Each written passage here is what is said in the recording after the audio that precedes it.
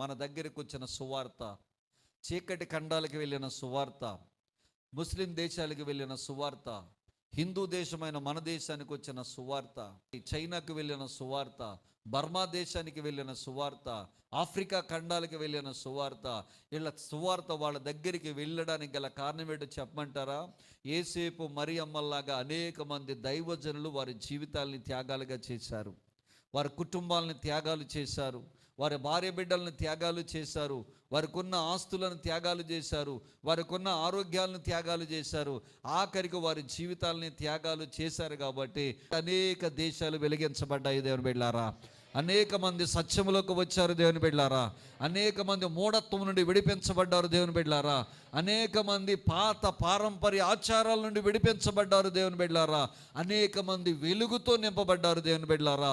అనేక మంది సృష్టికర్త అయిన దేవుణ్ణి తెలుసుకున్నారు దేవుని బిడ్డలారా.